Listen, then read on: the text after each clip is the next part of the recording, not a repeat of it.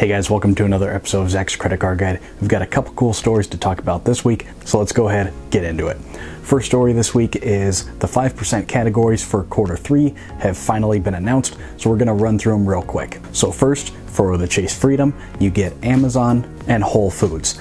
Now, it's kind of interesting because Whole Foods is owned by Amazon, so they must have made some sort of drug deal to make this happen. It is kind of interesting to see Amazon in the third quarter here. Typically that's reserved for fourth quarter because a lot of shopping is up for the holiday season, but we're seeing Amazon in quarter 3. So are we going to see it in quarter 4?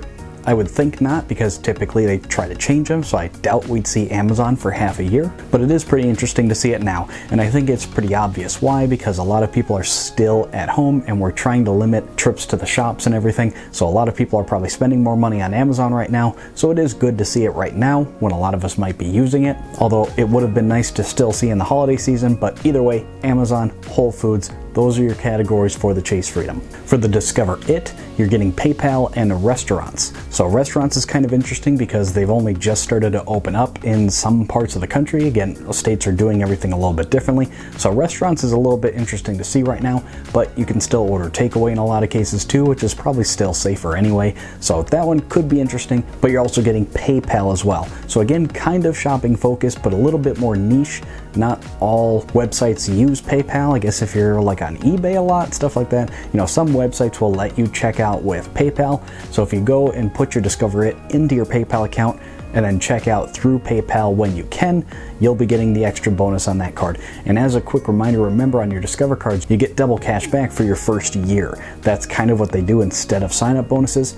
So if you are in your first year, you're getting like 10% back on these categories. So for restaurants and PayPal. The Citi Dividend Card, you're getting home improvement and streaming services. These two, from what we've talked about so far, I think these are a little bit on the weaker side. Home improvement is kind of a weird category, but we do see it come up a lot. But I don't see why it's really a bonus category for these 5% cards, because it seems oddly timed. Like, how many people are in the middle of home improvement projects right now? So it just seems like a weird rotating category to me. And streaming services, how much do you spend on these? Maybe $50 a month when you total them all up. So again, not really strong there. So not the best move, Citi, but that's what you get for this quarter. Our next story is talking about a proposed tax credit to get people traveling again. And I wanted to talk about this because, again, we do this hobby, at least most of us, to travel. So this was kind of interesting and I wanted to talk about it. This hasn't been introduced in Congress yet and has really just stemmed from an off-the-cuff remark from Trump, who briefly mentioned support for this kind of program. And right now it's being talked about as the Explore America credit, and at least in these infancy stages of this, it could look like something of 50% back as a tax credit towards travel expenses in 2020 and 2021. And obviously the idea would be to incentivize people to start traveling again, pump money back into these tourism industries, restaurants, the airlines, just kind of get the money flowing again. And the categories that are kind of being rumored to be included are like airfare, car rental, hotel, theme parks, and restaurants. And again, people are thinking that maybe it would be like 50% back of your expenses, capped at $4,000 per household. Now again, this has not been introduced. There's no bill or anything like that. This is really just rumors at this point, and it just stemmed from something that Trump said. So whether or not it's actually going to happen or anything like that, we don't know. I expect that maybe it would. This seems like kind of a no-brainer, and being a tax credit, it would just go into your tax time, so you'd have to keep your receipts and all that stuff, I'm sure. But I think this is a really good idea. Why not get people spending money again, get the economy going? I think it's a pretty good idea, and if we hear any more, I'll be sure to let you guys know. And our last story this week is talking about the Uber card from Barclays. Now, what's kind of interesting is that the card has disappeared from Barclays' website. There's no longer any mention of it in the Uber app. It looks like it's just kind of vanished. And Barclays has confirmed this, that they're no longer accepting new applicants for this card.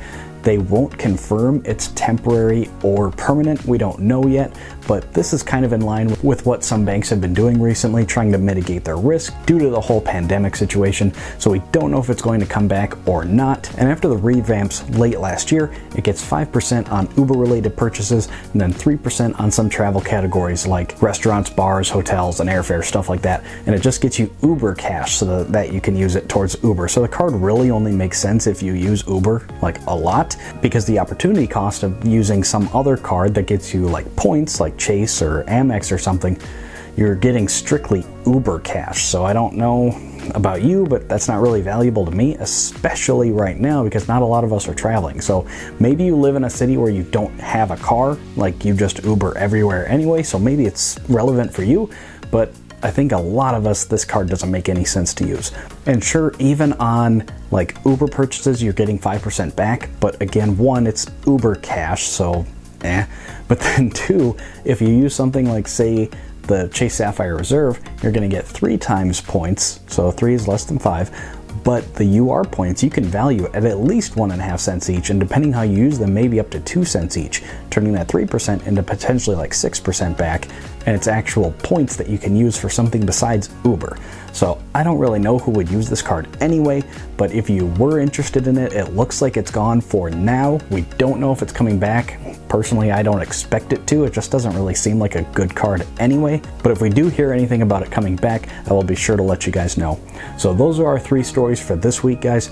My question for you is, what do you think about an Explore America tax credit, where you'd be able to get some money back on your taxes for doing domestic travel? Do you think that's a good idea? What would you want it to look like? Let everybody know down in the comments. If you guys have any other comments or questions, please do leave them down below. I tried to get to every single one. If you'd like to get in touch, if you have credit card questions or anything, here's my social media links, and they're down in the description as well. And last, before we go, guys, if you enjoyed the video, please make sure to leave it a thumbs up and hit that subscribe button. Pretty easy and free ways to help support the channel. That's all I've got for you this time, guys. See you at the next one. Hey, thanks for watching. Make sure to drop a comment down below and give the video a thumbs up. Here's some other videos that I think you'll really like. Make sure to subscribe to the channel so you don't miss any future videos, and I'm on Facebook and Twitter as well. See you at the next one.